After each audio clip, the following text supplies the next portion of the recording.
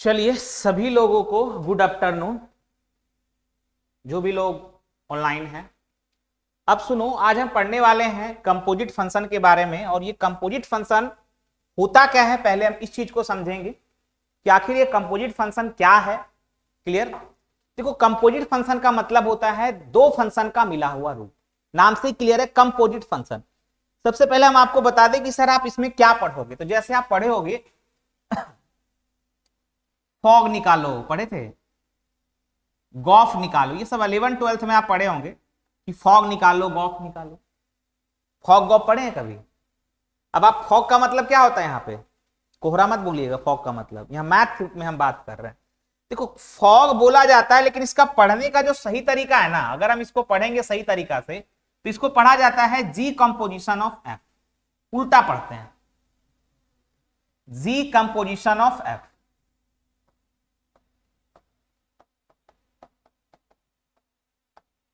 Ji composition of F, ऐसे पढ़ते हैं उल्टा। इसको हम उल्टा पढ़ते हैं, जी कंपोजिशन ऑफ क्या पढ़ेंगे, एफ पढ़ेंगे।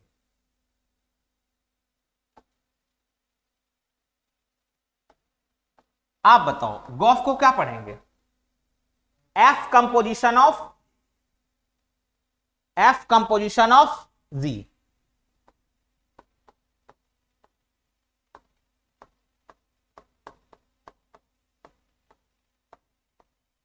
F composition of G. चलिए, हाँ आनंद कुमार जी, हाँ हम सेंड तो थे, नहीं थे हम यहाँ पे, बाहर गए हुए थे। ठीक है, अब देखो इसको पढ़ेंगे एफ कंपोजिशन ऑफ जी। तो उल्टा पढ़ते हैं। तो कंपोजिट फंक्शन में हम इन्हीं चीजों को निकालना सीखेंगे। फॉग निकालना सीखेंगे, गॉफ निकालना सीखेंगे। फिर हम सीखेंगे कि फॉग का डोमेन बताओ, फॉग का रेंज बताओ, गॉफ का डोमेन बताओ, गॉफ का रेंज बताओ। इन सारी चीजों के बारे में हम कंपोजिट फंक्शन में क्या करेंगे, सीखेंगे। ठीक है, यहां आ जाइए। अब यहां पे देखो, अब ये कंपोजिट फंक्शन का मतलब क्या हुआ। तो कंपोजिट फंक्शन का मतलब हुआ दो फंक्शन का मिला हुआ रूप। अब ये दो फंक्शन का मिला हुआ रूप क्या है, हम उसको आइए जानते हैं। ठीक है, तो कि दो फंक्शन का मिला हुआ रूप क्या होता है। सबसे पहले हमने एक एग्जांपल लिया। मान लो आपके पास एक फंक्शन है साइन एक्स, एक फंक्शन है, और एक फंक्शन है आपका एक्स क्यू। एक फंक्शन क्या है, एक्स क्यू है। ऊपर कैमरा ध्यान दीजिए, ठीक है, ऊपर में, ठीक है, नहीं टच हो जाए।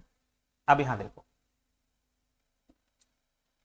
अब ये जो साइन एक्स है और यहां पे क्या है, एक्स क्यू है।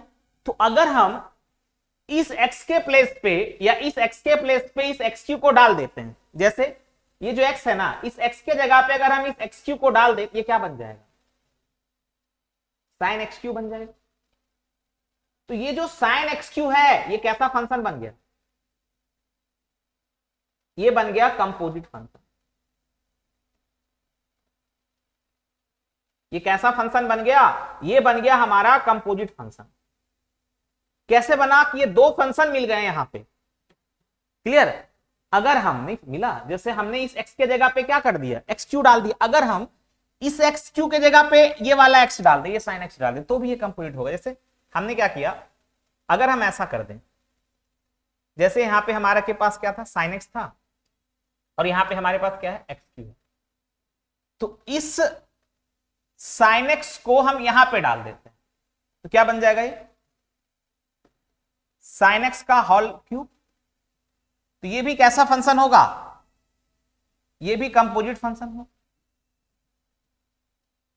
तो कंपोजिट फंक्शन का मतलब हुआ कि अगर हम किसी फंक्शन के एक्स में अगर हम उसको दूसरे फंक्शन को डाल देते हैं, तो उससे जो फंक्शन बनता है वो क्या है, कंपोजिट फंक्शन है। मतलब कहने का मतलब है कि दो फंक्शन का मिला हुआ रूप ही क्या कहलाता है, कंपोजिट फंक्शन कहलाता है। तो लिखो इसको, पहले सबसे पहले लिखो कंपोजिट फंक्शन में, लिखो पहले, लिख लो, उसके बाद एग्जांपल लिखना। पहले लिखो, उसके बाद एग्जांपल लिखना।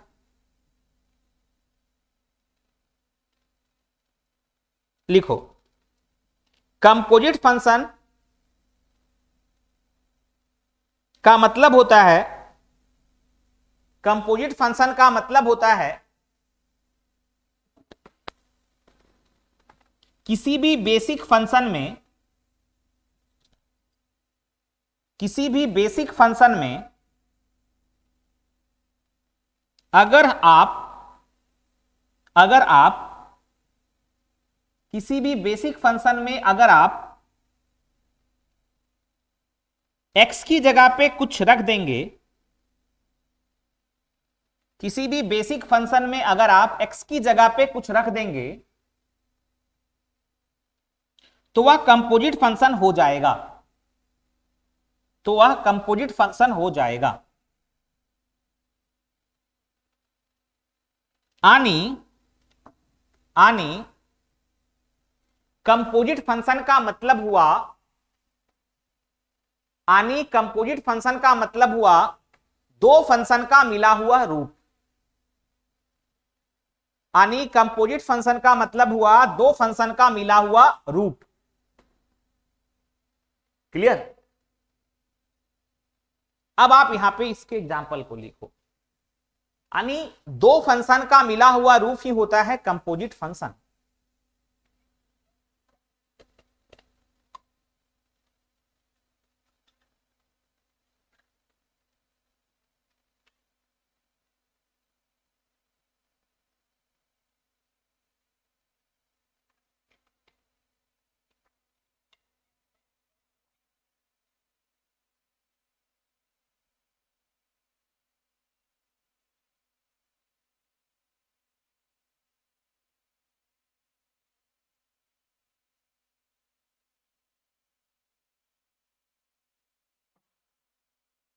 क्लियर?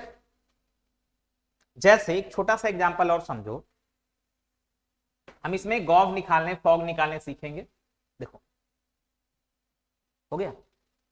जैसे हमने यहां पे लिखा sin 2x, हमने यहां पे लिखा क्या? sin 2x। तो बताओ ये दो फंक्शन का मिला हुआ रूप है? बोलो, क्या ये sin 2x दो फंक्शन का मिला हुआ रूप है? हाँ ना बोलो। क्या sin 2x दो फंक्शन का मिला हुआ रूप है? बिल्कुल है। एक फंक्शन इसका है sin x और एक फंक्शन इसका है 2x। अगर हम इस x के जगह पे इस 2x को डाल देंगे तो क्या sin 2x नहीं बन जाएगा? क्या ये दो फंक्शन का मिला हुआ रूप है? यही तो होता है कंपोजिट फंक्शन। ठीक है, कि दो फंक्शन का मिला हुआ रूप। है बात समझ में? अब जैसे अगर हम लिखते हैं cos of log x base e, बताओ ये कैसा फंक्शन है? दो फंक्शन का मिला हुआ रूप है, एक ट्रिगोमेट्रिक फंक्शन, एक लॉगरिथमिक फंक्शन है। एक ट्रिगोमेट्रिक फंक्शन है, एक लॉगरिथमिक फंक्शन है, तो ये भी क्या होगा? ये कंपोजिट फंक्शन होगा। ये भी क्या होगा? कंपोजिट फंक्शन होगा। क्लियर? अब मान लो हमने ऐसे लिखा साइन इनवर्स साइन एक्स, बोलो ये कैसा फंक्शन है? ये भी कंपोजिट फंक्शन है। एक इनवर्स ट्रिगोमेट्रिक फंक्शन है, एक ट्रिगोमेट्रिक फंक्शन है, एक आईटीएफ है और एक ट्रिगोमेट्रिक फंक्शन है। तो ये भी क्या है? ये भी कंपोजिट फंक्शन है। मतलब हम आपको एक बात बताना चाहेंगे, ध्यान से सुनना, कि जो आईटीएफ होते हैं, आईटीएफ का मतलब, आईटीएफ का मतलब inverse trigonometric function, inverse trigonometric function जो आईटीएफ होते हैं वो कैसे फंक्शन होते हैं? वो कंपोजिट फंक्शन होते हैं। वो कैसे फंक्शन होते हैं? कंपोजिट फंक्शन होते हैं।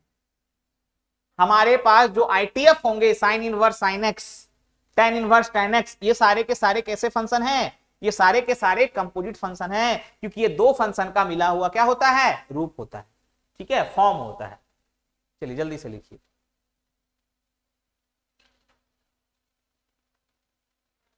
अब हम यहां पे सीखेंगे गॉफ निकालने के लिए, फॉग निकालने के लिए। फिर हम बोलेंगे कि आप फॉग का डोमेन बताओ, आप गॉफ का डोमेन बताओ, आप फॉग का रेंज बताओ, आप गॉफ का रेंज बताओ।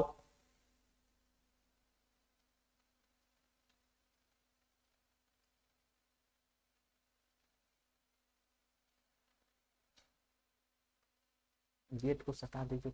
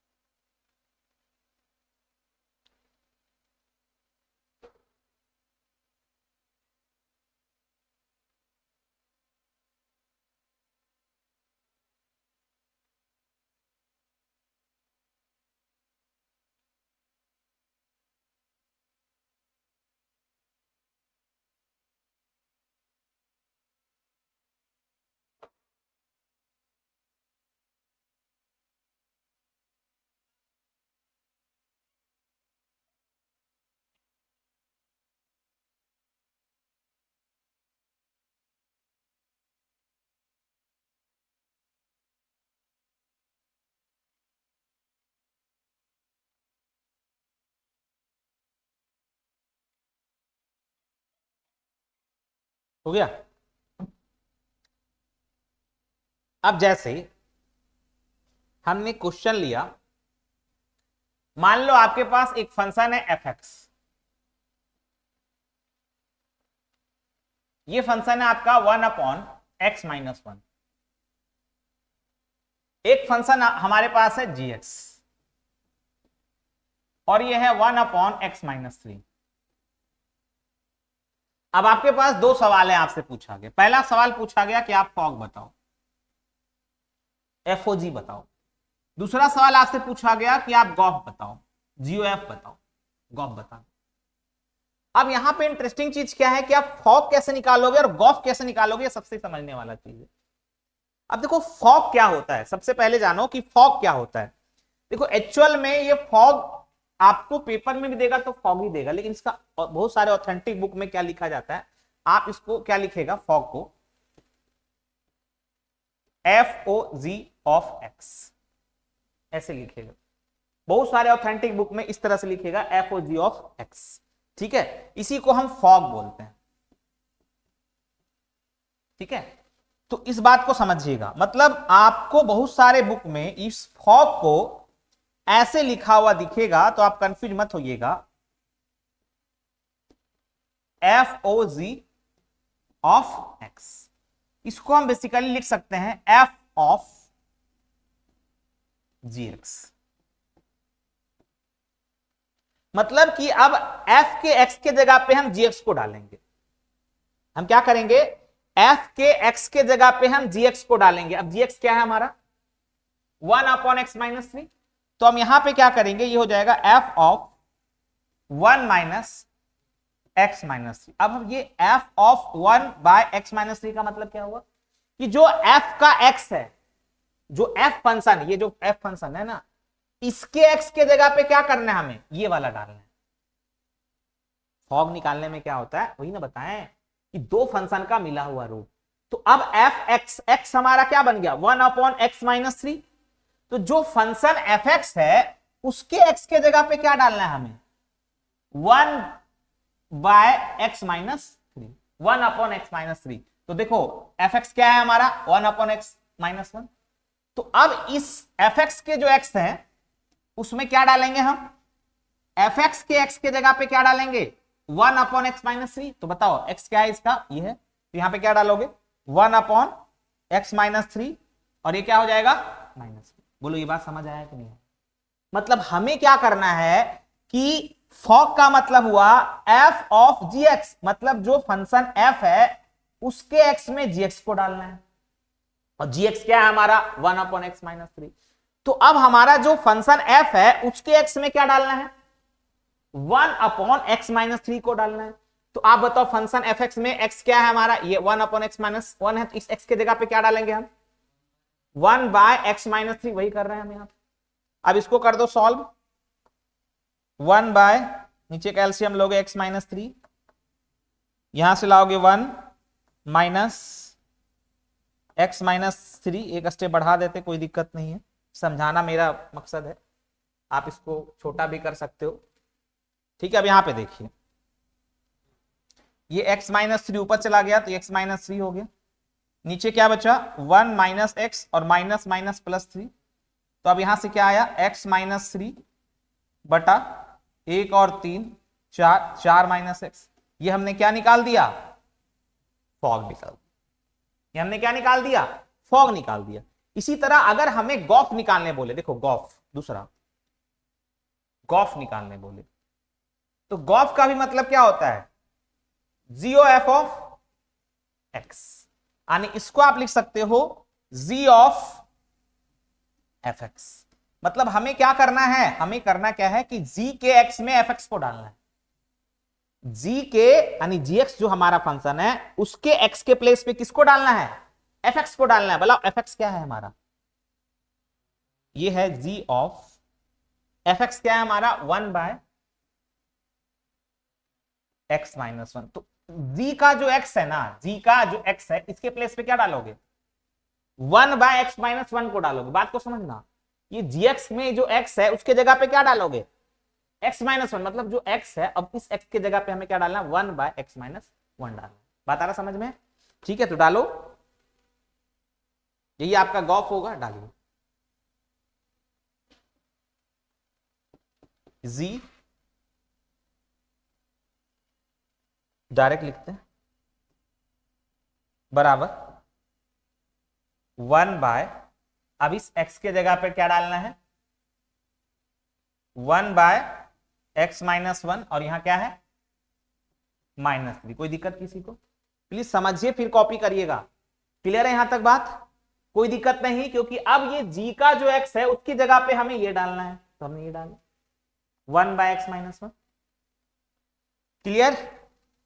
यहां पे gx को डालना था, तो f का जो x था उसके जगह पे gx डालना है, तो gx क्या था 1/x-3, वही डाल रहे हैं। ठीक है, तो यहां से हम डालेंगे अब 1 बाय, नीचे आ गया x-1, 1 - 3 x-1, थोड़ा सा हम इसको ऊपर लेके चल गए, और नीचे करो 1 - 3x -+1, तो क्या बन गया x-1, क्या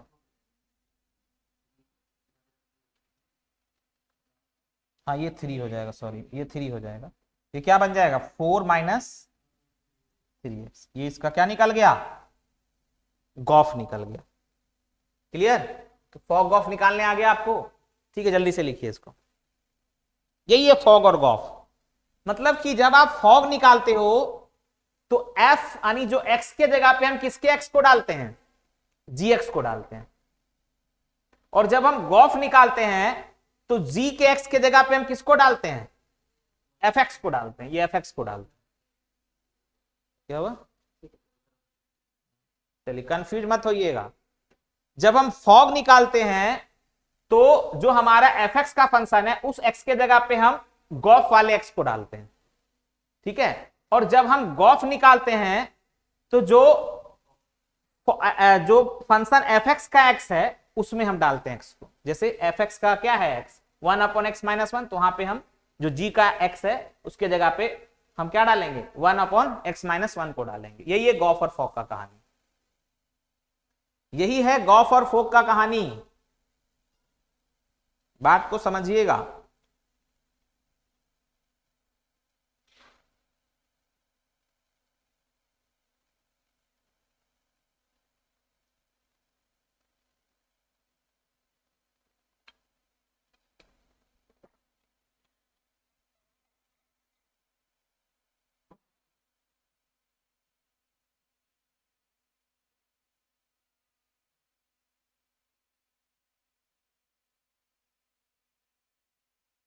कल आए थे क्लास करने?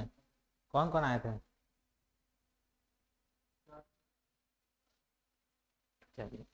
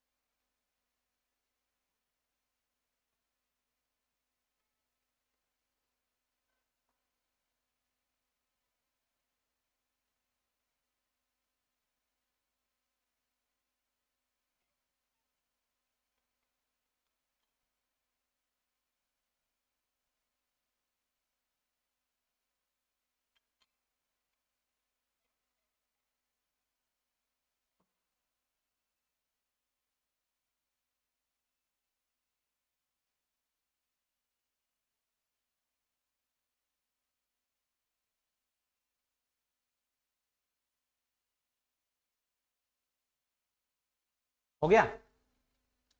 अब हम सीखेंगे कि जो हमारे पास गॉफ है, जो हमारे पास फॉग है, उसका हम डोमेन और रेंज कैसे निकालते हैं। सबसे पहले हम डोमेन सीखते हैं। चलिए डोमेन निकालने आपको पता है, हम बता चुके हैं डोमेन का मतलब क्या होता है। चलिए हो गया। डोमेन का मतलब क्या होता है, पढ़ाए हैं डोमेन। डोमेन का मतलब क्या होता है, एक्स की वैल्यू, वैल्यू ऑफ एक्स। तो अब हम निकालते हैं how to find domain of gof या फॉग, जो भी हो। अब हम निकालते हैं how to find how to find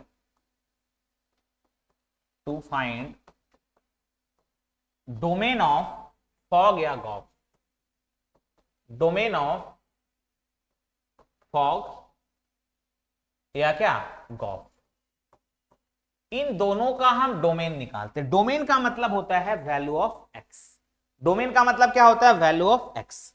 तो आइए हम सबसे पहले आप बताओ गॉफ क्या है, गॉफ क्या निकाले हो आप, गॉफ फंक्शन क्या आया था, गॉफ क्या आया था, ये भी तो फंक्शन ही है ना, गॉफ क्या आया था, गॉफ क्या निकाल के लाए थे अभी, अभी गॉफ निकाले थे ना, x माइनस 1 बटा 4 माइनस 3x, तो आपने गॉफ निकाला था अभी, आपने गॉफ निकाला था अभी, क्या निकाला था, x माइनस 1 बटा 4 माइनस 3x, ये निकाला था गॉफ। अब हमें इस गॉफ का डोमेन निकालना, यहां मान लो फॉग होता तो फॉग का डोमेन निकालना, ठीक है, किसी का भी निकाल सकते हो आप। तो अब हमें यहां पे ये जो हमारे पास गॉफ है इसका हमें डोमेन चाहिए, डोमेन का मतलब वैल्यू ऑफ एक्स, एक्स की वैल्यू।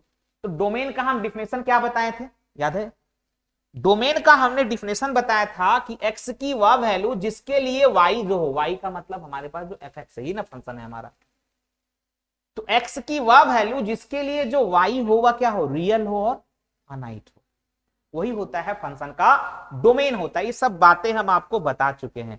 अगर हम डोमेन की बात करते हैं तो डोमेन का मतलब होता है कि एक्स की वह वैल्यू जिसके लिए वाई हमारे पास क्या हो, रियल हो और क्या हो, फाइनाइट हो, तो हम बोलेंगे वो फंक्शन का डोमेन कहलाएगा। रेंज का मतलब क्या होता है, वाई की वैल्यू, तो वाई की वैल्यू मतलब वाई की वह वैल्यू जिसके लिए एक्स क्या हो, रियल हो और फाइनाइट हो, वही ना रेंज होता है। ये सब बात हम शुरुआत में ही सिखा चुके हैं, फंक्शन का डोमेन क्या होता है, फंक्शन का रेंज, हम छोटा छोटा चीज से हम क्लास को स्टार्ट किए थे। तो रेंज का मतलब हम क्या बताए थे कि y की वह वैल्यू जिसके लिए x क्या हो, रियल हो और फाइनाइट हो। ये सब चीज जब तक नहीं पढ़िएगा बहुत मुश्किल है, हम एकदम छोटा छोटा चीज बताए, इतना छोटा से तो लोग स्टार्ट भी नहीं करते क्लास को, ठीक है। अब आप हमें बताएं कि हमें यहाँ पे निकालना है इसका डोमेन, मतलब हमें निकालना है x की वैल्यू। तो हम बताए थे कि जब भी आप डोमेन निकालिएगा तो आप बोलिएगा कि आप ये देखिएगा कि क्या क्वेश्चन में रूट लगा हुआ है क्या, याद रखिएगा जब भी हम डोमेन निकालते तो हम क्या देखते हैं, क्या क्वेश्चन में रूट लगा हुआ है क्या, क्या क्वेश्चन में डिनोमिनेटर है क्या, तो हम यहां पे देखेंगे डिनोमिनेटर है, मतलब हमें डिनोमिनेटर को जीरो होने से क्या करना है, बचाना है। अच्छा ये डिनोमिनेटर जीरो कब होगा, जब 4 माइनस 3x की वैल्यू जीरो होगी, मतलब जब x की वैल्यू 3/4 होगी या 4/3, 4/3, जब x की वैल्यू 4/3 होगी तब जाके ये डिनोमिनेटर जीरो हो जाएगा, होगा ना। तो इसका मतलब हमें वैल्यू ऑफ x जो चाहिए, x जो चाहिए, वैल्यू ऑफ x जो चाहिए, x यानी domain, x belongs to all real number, उसमें से क्या छोड़ के, 4/3 छोड़ के। आप बोलोगे यही सवाल का आंसर होगा सर, बोलोगे ना कि हमें सारा रियल नंबर चाहिए केवल 4/3 छोड़ के, क्योंकि 4/3 लेने पे नीचे का टर्म क्या हो रहा है, जीरो हो रहा है। तो हमें पता है कि डोमेन का मतलब होता है कि हमें वो x चाहिए जिससे कि जो हमारे पास y की वैल्यू मिले वह क्या मिले, रियल और फाइनाइट मिले। तो आप बोलोगे सर ये सवाल का आंसर होगा, लेकिन आप याद रखना यहां पे आप गॉफ का डोमेन निकाल रहे हो, कोई फंक्शन का डोमेन नहीं निकाल रहे हो।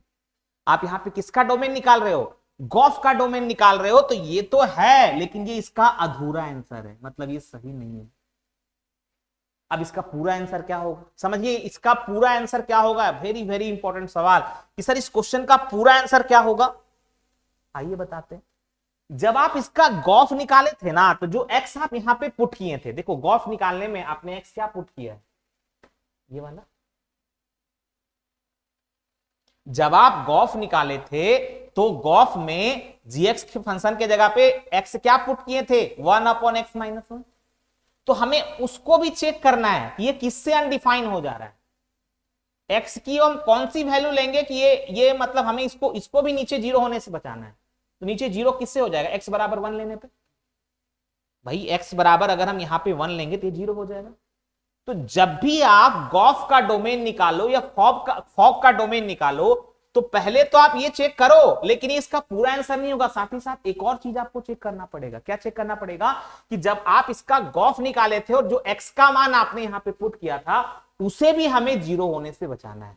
मतलब क्या उसमें भी डिनोमिनेटर है, अगर उसमें भी डिनोमिनेटर है तो हमें वहां भी x की वैल्यू ऐसी लेनी है जिससे हमें जो y मिले वह क्या मिले, रियल और फाइनाइट मिले। तो आप बताओ, आपने जो x यहां पे पुट किया वो x क्या है, 1/x-1। तो इसे जीरो होने से कैसे बचा सकते हैं जब x बराबर 1 नहीं लेंगे हम? अगर आप x बराबर 1 लोगे तो नीचे जीरो हो जाएगा ना। तो इसका मतलब हमें इसका डोमेन क्या मिला, हमें इसका डोमेन मिला x बिलोंग्स टू 4/3 को तो निकालो ऑल रियल नंबर में से, हमें ऑल रियल नंबर तो लेना है, लेकिन उस और रियल नंबर में से जो आपने केवल 4/3 को निकाला उसके साथ एक और नंबर को निकालना होगा, वो क्या होगा, 1 होगा। तो इस सवाल का जो रियल आंसर होगा, फाइनल उत्तर होगा, वह यही होगा, यही सवाल का डोमेन होगा। किसका डोमेन, गॉफ का डोमेन। याद रखिएगा, ऐसा काम हम केवल और केवल गॉफ में करते हैं। अगर ये फंक्शन y होता, जैसे ये y बराबर ये होता, अगर ये फंक्शन y बराबर ये होता तब तो इस सवाल का आंसर ये होता। लेकिन जब आप गॉफ निकाल रहे हो, फॉग निकाल रहे हो, तो आपको वो भी देखना है कि जो आपने गॉफ निकाला और गॉफ में जो x के जगह पे आपने जो पुट किया उसे भी हमें जीरो होने से बचाना है। अब समझ में? तो इसका फाइनल आंसर हमारा होगा r में से क्या निकालना है, 1 और 4/3 को निकालना। यही सवाल का फाइनल उत्तर होगा। बोलो ऑनलाइन में समझ आया, हाँ ना बोलो जल्दी से।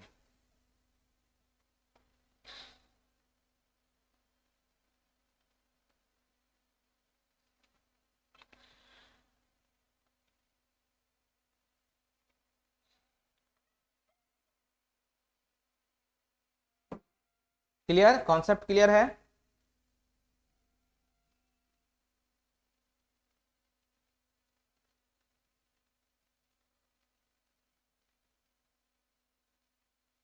चलिए मुनमुन जादव, इस सीमा कुमारी,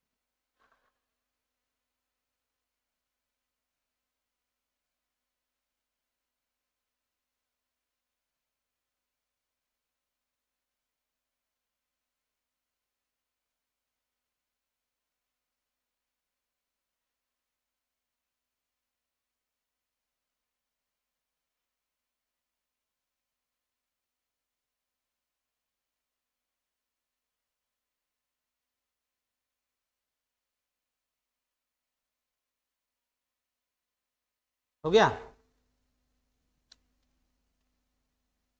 अब बताओ तो, फॉग का डोमेन निकालो तो, फॉग का डोमेन निकालो तो, ये जो हमारे पास फॉग आप निकाले थे ना इस क्वेश्चन में, इस फॉग का डोमेन बताओ तो।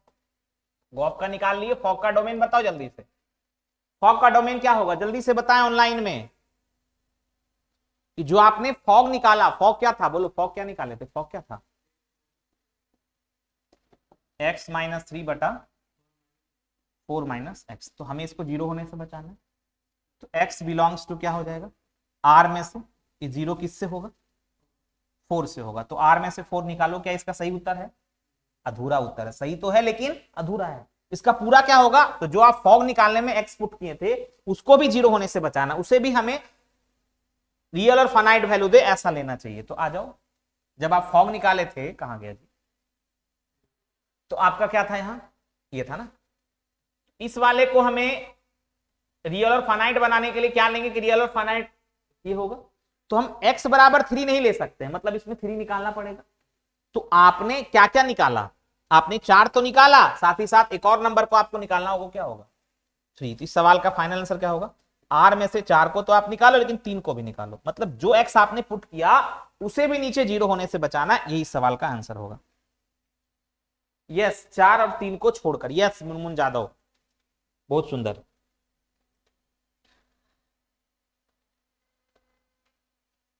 समझ रहे हैं, बहुत अच्छा, हमें भी लगता है पढ़ा रहे तो आपको समझ आ रहा, बना रहे आप।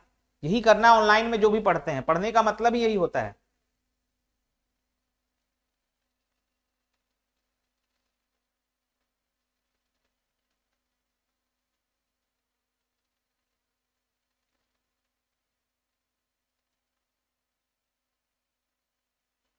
अब हम इसका रेंज में आते हैं, ठीक है।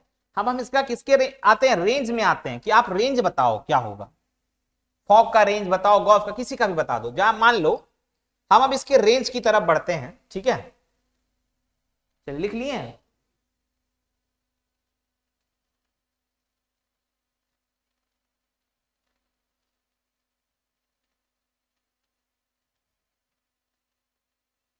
अब हम रेंज निकालते हैं, मान लो इसी का फॉग का रेंज निकालते हैं, रेंज ऑफ फॉग। ये भी बहुत इंटरेस्टिंग है। अब हम इसी सवाल में आते हैं, रेंज ऑफ फॉग। हम एक सवाल से ही सब कुछ क्लियर कर रहे हैं, रेंज ऑफ फॉग निकालना है। अच्छा, फॉग क्या था बताइए जल्दी से। हाँ, फॉग क्या था, x-3 4-x, ये था। अब आ जाओ, थोड़ा सा ध्यान देना। अब हमें इसका रेंज निकालना है। रेंज का मतलब होता है y की वैल्यू। तो जब भी हम रेंज निकालते हैं तो हम आपको बताए थे कि आप ये देखना, क्या ये रेशनल फंक्शन है क्या, याद करो, क्या ये p/q का फंक्शन है क्या,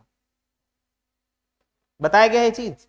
क्या ये p/q का फंक्शन है क्या ये रेशनल फंक्शन है क्या। एक एक चीज हम पढ़ाए हुए हैं, पीछे का क्लास देखिए, एक एक बात क्लियर होगा। तो सबसे पहले हम ये देखेंगे कि क्या हम ये रेशनल फंक्शन है क्या। अगर ये रेशनल फंक्शन होगा, प्लीज समझना, तो हम बताए थे कि x की वैल्यू को इन टर्म्स ऑफ y लेके आना है। मतलब हम x की वैल्यू को y के टर्म में लेके आएंगे। कब ऐसा करेंगे, जब ये रेशनल फंक्शन होगा। तो आप थोड़े देर के लिए ये हमारा जो फंक्शन है इसको हम y लिख सकते हैं, है तो फॉग लेकिन फंक्शन ही है ना, तो हम फंक्शन को y लिख सकते हैं और y के जगह पे हम fx भी लिख सकते हैं, बताएं ये सब बात। तो हमने ये फंक्शन को y लिखा और ये हमारा हो गया x-3/4-x। अब हम x की वैल्यू को इन टर्म्स ऑफ y लेके आएंगे, तो हम यहां पे करेंगे क्रॉस गुना, तो हो जाएगा 4y - xy बराबर x-3। अब हम x को करेंगे एक साइड, क्योंकि हमें x की वैल्यू को इन टर्म्स ऑफ y लेके आना है। तो x की वैल्यू को इन टर्म्स ऑफ y लेके आना है, तो x को करेंगे एक साइड, कर लो, इसको उधर कर ले, तो हो गया 4y + 3 और ये xy उधर चला गया, तो x + xy। अब इसमें से x को कॉमन ले लेंगे, तो हो जाएगा y + 1 या 1 + y, और ये हो गया 4y + 3। अब आप बताओ, यहां से हम इसको लिख सकते हैं x बराबर 4y + 3 बटा y + 1। क्या हमने x की वैल्यू को इन टर्म्स ऑफ y लाया क्या, बोलो, क्या हमने x की वैल्यू को इन टर्म्स ऑफ y लाया क्या, हमें यही चाहिए। अब हमें पता है रेंज निकालना है। तो रेंज का मतलब होता है कि y की वह वैल्यू जिसके लिए x क्या हो, रियल और फाइनाइट हो। मतलब हमें अब नीचे वाले को 0 होने से बचाना है। अच्छा, ये नीचे 0 कब होगा, जब y + 1 की वैल्यू 0 कब होगी, जब y बराबर -1 होगा। मतलब कि y belongs to all real number, लेकिन उसमें से क्या निकालो। क्या ये आंसर सही है, ये भी आंसर आधा है। अब क्यों आधा है हम आपको बताते हैं, ध्यान से सुनिएगा। जब आपने इसका डोमेन निकाला, तो डोमेन में कितने पॉइंट के लिए डिफाइन नहीं थे, 2 पॉइंट के लिए डिफाइन नहीं थे। जब आपने डोमेन निकाला, फॉग का डोमेन जब आपने निकाला, तो डोमेन में 2 पॉइंट ऐसे मिले जिसके लिए ये डिफाइन नहीं थे, यानी x की 2 वैल्यू ऐसे आई जिसके लिए ये फंक्शन डिफाइन नहीं था। तो याद रखिएगा, जब आप डोमेन निकाले थे, तो जब इसमें 2 पॉइंट ऐसे मिले थे फॉग वाले में जिसके लिए हमारा जो फंक्शन था वह डिफाइन नहीं कर रहा था। तो रेंज में भी 2 पॉइंट हमें मिलेंगे। पहला बात तो ये दिमाग में बैठा लेना है, अगर डोमेन के लिए 2 पॉइंट ऐसे मिले हैं जिसके लिए फंक्शन डिफाइन नहीं है, तो रेंज के लिए भी 2 पॉइंट हमें ऐसे मिलेंगे जिसके लिए हमारा फंक्शन डिफाइन नहीं होगा। है बात समझ में, समझे क्या समझे। जब डोमेन के लिए 2 पॉइंट हमें ऐसे मिले हैं जिसके लिए फंक्शन डिफाइन नहीं है, तो रेंज के लिए भी हमें 2 पॉइंट ही मिलेंगे जिसके लिए फंक्शन डिफाइन नहीं होगा। इसलिए ये इसका अधूरा आंसर है। इसका पूरा आंसर क्या है, एक और पॉइंट निकालना पड़ेगा। अब एक और पॉइंट कैसे निकालोगे, यहां से निकालोगे, देखो कैसे। आप बताओ, जब आप इसका डोमेन निकाले थे तो आपके पास सारा रियल नंबर ले सकते थे, 4 और 3 को छोड़कर। तो जब हम यहां पे 4 डाल रहे हैं, तो 4 डालने से हमें y की वैल्यू नहीं मिल रही, अनडिफाइन हो रहा है, तब तो ठीक है। लेकिन जब हम यहां पे 3 डाल रहे हैं ना, तो y की वैल्यू 0 आ जा रहा है। ये फॉग को y समझो, आप यहां पे देखो, ये y बराबर है x माइनस 3 और 4 माइनस है। तो जब आप यहां पे 4 डाल रहे हो तब तो ठीक है, y की वैल्यू अनडिफाइन आ रहा है, मतलब हमें वो 4 नहीं चाहिए क्योंकि y हमें नहीं मिल रहा है उससे। लेकिन जब हम 3 डाल रहे हैं ना, जब हम यहां पे x के जगह पे 3 डालेंगे तो 3 माइनस 3 0, उस कंडीशन में y की वैल्यू 0 आ जा रही है। और y की वैल्यू क्या है, फंक्शन का रेंज है ना, तो क्या इस r में 0 भी आ जाएगा, r में 0 भी आएगा कि नहीं आएगा? भाई इस r में 0 भी शामिल है, केवल क्या शामिल नहीं है, -1 शामिल नहीं है। तो क्या इस r में 0 होगा क्या? 0 कैसे हो सकता है भाई? जब 0 तभी होगा जब x की वैल्यू 3 होगी, और 3 इसके डोमेन में ही नहीं है, 3 इसके डोमेन में ही नहीं है भाई, इसके डोमेन में 4 और 3 नहीं ना है। तो जब 3 इसके डोमेन में ही नहीं है तो y की वैल्यू 0 कैसे हो सकती है? y की वैल्यू 0 तभी होगी जब x की वैल्यू 3 होगी, और 3 इसके डोमेन में है क्या? क्या फॉक का जो डोमेन होता है उसमें 3 है क्या? नहीं। 3 तभी हो सकता है जब y 0 होगा, 3 तभी हो सकता है जब y क्या होगा, 0 होगा। तो आप बताओ, इस रियल नंबर में 0 भी आ गया है, तो क्या इसमें 0 चाहिए? 0 कभी हो सकता है? 0 कब होगा? जब x की वैल्यू 3 होगी। आप बोलो x की वैल्यू इसमें 3 है, x की वैल्यू 3 का मतलब इसका डोमेन कभी 3 हो सकता है? इसके डोमेन में 4 और 3 नहीं ना है। तो जब 3 ही नहीं हो सकता है तो 0 तभी हो सकता है जब इसके डोमेन में 3 होगा, और 3 इसके डोमेन में ही नहीं है। इसका मतलब y का वैल्यू में यहां r में 0 को भी निकाल लो, तो क्या होगा इसका सही domain? y belongs to r, लेकिन उसमें से क्या छोड़ के? -1 और 0 छोड़ के। अब बोलो बात समझ आया कि नहीं आया? वेरी वेरी इंटरेस्टिंग सवाल था ये, क्योंकि ये 0 भी इसमें निकालना पड़ेगा, क्योंकि यहां पे 0 तभी हो सकता है जब x की वैल्यू 3 होगी। अभी बताएं, ये 0 तभी हो सकता है y का वैल्यू जब x की वैल्यू 3 होगी, और 3 इसके डोमेन का हिस्सा ही नहीं है, तो 3 होगा ही नहीं, तो 0 भी नहीं होगा। तो इसका मतलब इसमें से क्या निकालोगे आप? 0 और -1 को निकालना है। ठीक है, चलिए आ गया समझ में? तो इस फंक्शन का रेंज हो गया ये।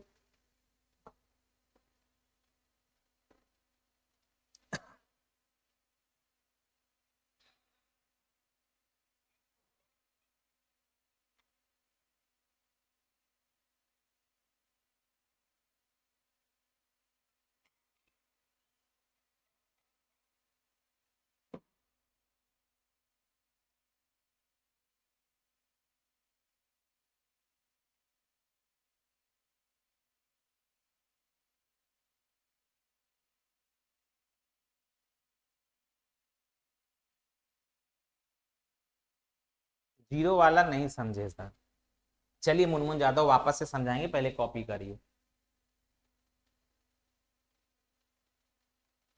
प्यार से समझिए, समझ आ जाएगा, और वापस से समझाएंगे।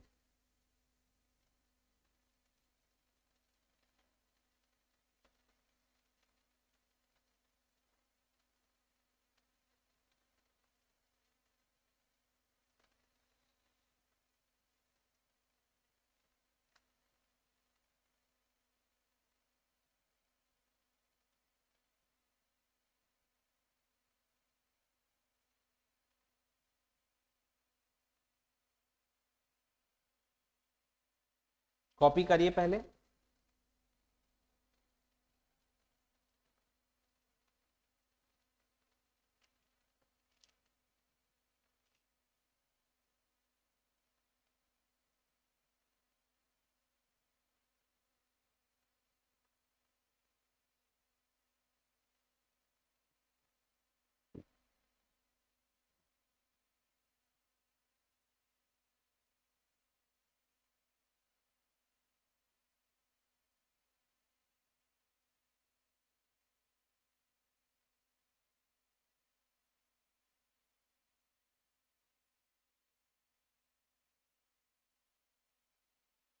ठीक है, अब देखो हम समझाते हैं। सबसे पहला चीज आप जानो कि x की वैल्यू फंक्शन का डोमेन होता है और y की वैल्यू फंक्शन का रेंज होता है। और हमने यहाँ पे एक बात समझाया कि जब आपने इसका डोमेन निकाला तो डोमेन में हमें 2 पॉइंट ऐसे मिले जिसके लिए फंक्शन डिफाइन नहीं था। मतलब हमें ऑल रियल नंबर चाहिए, लेकिन उसमें से क्या छोड़ के? 4 और 3 को छोड़ के। तो जब आप इसका रेंज निकाल रहे थे तो हमें x की वैल्यू को इन टर्म्स ऑफ y लेके आना था, तो हम यहां पे ले आए क्योंकि p बाय क्यू का फंक्शन था और ये चीज हम आपको पहले ही बता चुके हैं। तो जब हम इसका रेंज निकाले, ध्यान दीजिएगा यहाँ पे, तो हमें ऑल रियल नंबर चाहिए लेकिन -1 छोड़ के, क्योंकि -1 लेने पे नीचे का टर्म 0 हो रहा है, हमें इसको 0 होने से बचाना है। लेकिन ये इसका अधूरा आंसर है, क्योंकि जब डोमेन 2 पॉइंट के लिए वैलिड नहीं था तो रेंज भी 2 पॉइंट के लिए वैलिड नहीं होगा। अब हम इसके डोमेन में चले गए और हमने देखा कि डोमेन 4 और 3 के लिए वैलिड नहीं था। तो जब हम यहां पे 4 रखते हैं x के जगह पे, तो हमें जो y की वैल्यू मिल रही है, जैसे 4 और 3 के लिए वैलिड नहीं है, तो x के जगह पे अगर हम 4 रखते हैं तो y की वैल्यू हमें जो मिल रही है वह अनडिफाइंड मिल रही है, इनफाइनाइट मिल रही है, अनडिफाइंड मिल रही है। तो चलो ये तो ठीक है, अनडिफाइंड मिल रहा है तो y की वैल्यू अनडिफाइंड आ रहा है, इससे तो कोई दिक्कत नहीं है। लेकिन जब हम 3 ले रहे हैं ना, तो यहां पे हमें y की वैल्यू 0 मिल जा रही है। y की वैल्यू का मतलब उसका रेंज। तो जब हम 3 ले रहे हैं तो y की वैल्यू हमें 0 मिल जा रही है, और 3 हम नहीं ले सकते। क्यों नहीं ले सकते 3? क्योंकि 3 इसके डोमेन में नहीं है और y की वैल्यू 0 आ जा रही है। तो आप देखो, जब हम इसका रेंज देख रहे हैं तो r में से आपने केवल -1 को निकाला है, तो इस r में 0 भी शामिल है। लेकिन क्या 0 हो सकता है? क्या 0 तभी हो सकता है जब x की वैल्यू हम 3 लेंगे। 0, बात को समझिएगा, 0 तभी हो सकता है जब हम x की वैल्यू, मतलब इसकी डोमेन 3 होगी, तभी ना y की वैल्यू 0 हो सकती है। लेकिन ये 3 इसके डोमेन का हिस्सा ही नहीं है, x 3 कभी होगा ही नहीं, क्योंकि आपने r में से 3 को निकाला है। तो जब x का वैल्यू 3 नहीं हो सकता तो y कभी 0 आएगा? नहीं आएगा। तो जो इस r आपने लिखा है, तो इस r में जो आपने -1 को केवल निकाला है ना, उस r में से आपको 0 को भी निकालना पड़ेगा। ठीक है, क्योंकि अगर आप इस r लिखे तो 0 भी आ गया, और 0 तभी हो सकता है जब x की वैल्यू 3 होगी, और x की वैल्यू 3 कभी होगी नहीं, क्योंकि 3 उसके डोमेन का पार्ट ही नहीं है। 3 इसके डोमेन में ही नहीं है, आपने 4 और 3 को पहले ही निकाल चुका है जब हम डोमेन निकाले थे। तो ये 0 वैल्यू इसका तभी हो सकता है जब 3 लेंगे, और 3 तो लेंगे ही नहीं ना। 3 लेंगे क्या x का वैल्यू? नहीं लेंगे, इसीलिए आपने इस 0 को निकाला। बोलो समझ आया कि नहीं आया? अब समझ आया? और फिर भी अगर नहीं आया तो वापस से इस क्लास को देखिएगा, वीडियो को, 100% समझ आ जाएगा। बोलिए। 0 नहीं हो सकता, क्योंकि 0 तभी होगा जब x की वैल्यू 3 होगी, और 3 हम ले ही नहीं सकते हैं। ठीक है, क्योंकि 3 इसके डोमेन का हिस्सा ही नहीं है, यानी x का हिस्सा ही नहीं है। ठीक है, चलिए। अब जैसे मान लो एक सवाल ले लो,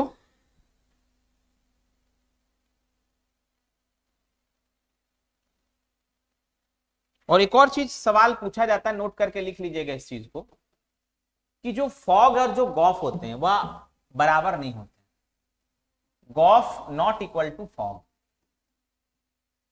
जब भी हम मैथ में नॉट इक्वल टू लिखते हैं, बात को समझिएगा, जब भी हम मैथ में नॉट इक्वल टू लिखते हैं तो इस नॉट इक्वल टू का मतलब होता है कि ये कभी कभार बराबर हो सकते हैं। ठीक है, जब भी हम मैथ में नॉट इक्वल टू लिखते हैं ना, तो इसका मतलब होता है कि ये कभी कभार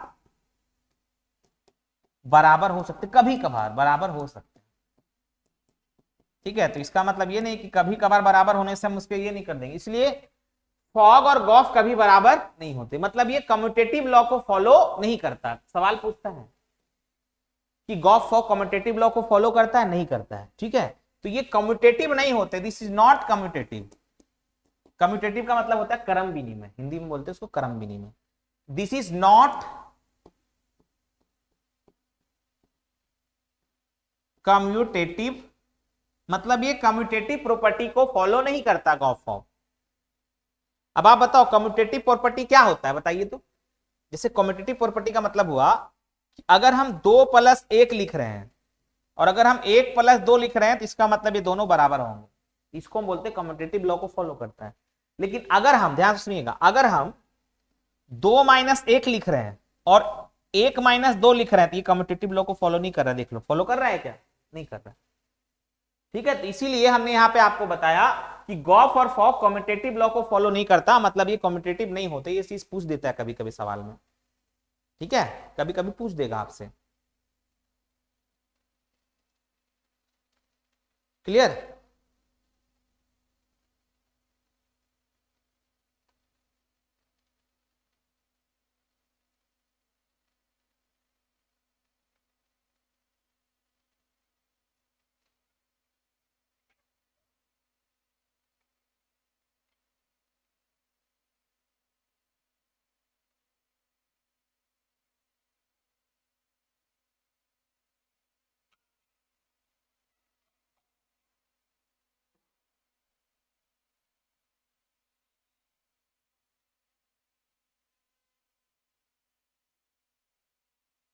हो गया?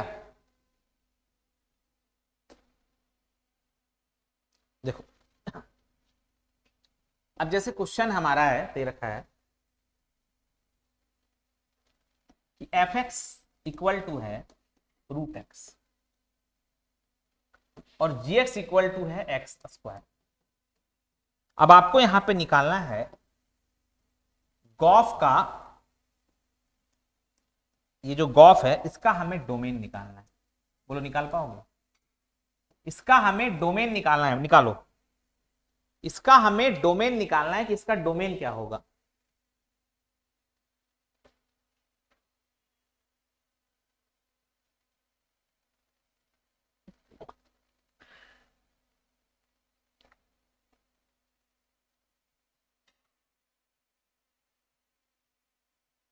देखो, सबसे पहले गॉफ निकालो। गॉफ का मतलब क्या होता है? गॉफ का मतलब हुआ, ये निकालो, इसका मतलब हुआ जी ऑफ एफ एक्स। मतलब हमें इस जी के एक्स में एफ एक्स को डालना है, तो जी ऑफ रूट एक्स, जी का जो एक्स है वह है एक्स स्क्वायर, तो यहां पे डालो रूट एक्स का क्या, एक्स स्क्वायर, तो क्या होगा, एक्स होगा। तो एक्स का मतलब ये ऑल रियल नंबर को लेगा, तो इसका डोमेन यहां से अगर हम निकालें गॉफ का डोमेन, तो ये क्या हो जाएगा, एक्स बिलोंग्स टू आर होगा। अब यहां पे इंटरेस्टिंग चीज समझो, जब हम डोमेन निकालते हैं तो ये तो देखते हैं, साथ ही साथ हम जिस एक्स को हमने डाला वो भी हम देखते हैं, इसका भी तो देखते हैं डोमेन। तो रूट अंडर एक्स का मतलब क्या हुआ कि हमेशा अंदर में पॉजिटिव वैल्यू लेगा। रूट के अंदर की चीजों को हमें क्या करना, हमेशा पॉजिटिव करना, अगर रूट लगा हुआ है तो आप बताओ, ये रूट के अंदर हमेशा पॉजिटिव वैल्यू लेगा, मतलब हमें जीरो से लेके इंफाइनाइट तक चाहिए, प्लस इंफाइनाइट तक चाहिए। तो इसका डोमेन क्या होगा, इसका डोमेन होगा एक्स बिलोंग्स टू जीरो से लेके कहां तक, और ये इसका डोमेन क्या है, एक्स बिलोंग टू आर। तो अब हमें ये दोनों का क्या लेना पड़ेगा, इंटरसेक्शन। बताया ना, इसका इससे मिला हमें एक्स बिलोंग्स टू आर, और इससे हमें मिला जीरो से इंफाइनाइट, तो दोनों का क्या लेंगे हम, इंटरसेक्शन लेंगे ना, दोनों का इंटरसेक्शन यानी दोनों का कॉमन पार्ट। तो दोनों का कॉमन पार्ट क्या होगा, जीरो से इंफाइनाइट ही होगा ना। भाई एक्स बिलोंग्स टू आर का मतलब है हमें जीरो के आगे भी चाहिए प्लस इंफाइनाइट, और जीरो के पीछे भी चाहिए। और जीरो से प्लस इंफाइनाइट का मतलब है कि ये जीरो से हमें कहां तक चाहिए, प्लस इंफाइनाइट तक। तो आप बताओ, इसका कॉमन पार्ट यही ना हुआ, इसका इंटरसेक्शन पार्ट यही ना हुआ, तो इसका डोमेन क्या होगा, एक्स बिलोंग्स टू जीरो से इंफाइनाइट। और यही सवाल का क्या होगा, है बात समझ में? ठीक है, तो इस जो हमारे पास ये गॉफ था उसका हमने डोमेन निकाल दी। क्लियर? आसान है, एक बार सीख गए ना। तो आपको यही पूछता है गॉफ का। अब देखो, कोई एक सवाल पूछेगा, या तो आपसे पूछेगा फॉग बताओ, या तो आपसे पूछेगा गॉफ बताओ, इन्हीं की सब चारों का चारों सवाल पूछ देगा। या तो आपसे पूछेगा कि फॉग का रेंज बताओ, या तो आपसे पूछेगा कि फॉग का डोमेन बताओ, या तो आपसे पूछेगा कि गॉफ का डोमेन बताओ या गॉफ का रेंज बताओ। ये सब पूछेगा, इससे ज्यादा नहीं पूछ सकता है।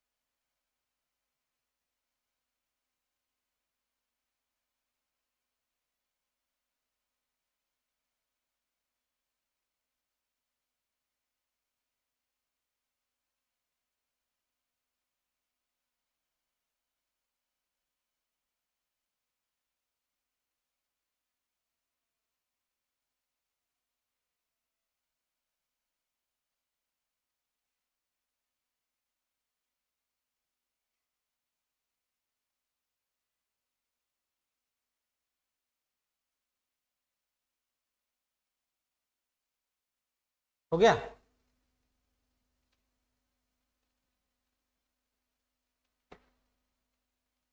चलिए एक सवाल होमवर्क में दे रहे हैं, इसको आप बनाइए। होमवर्क है f(x) बराबर है √(x-1)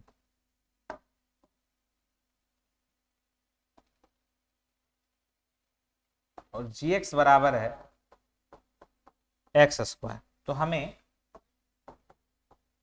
f और g ऑफ x का क्या चाहिए, डोमेन चाहिए। ठीक है, तो निकालिए। -x² है, ठीक ना, ये क्या है -x², इसका हमें डोमेन चाहिए, यानी फॉग का हमें क्या चाहिए, डोमेन चाहिए। ये निकालिएगा, बनाइएगा। चलिए तो इतना ही रखते, मिलेंगे फिर अगले क्लास में।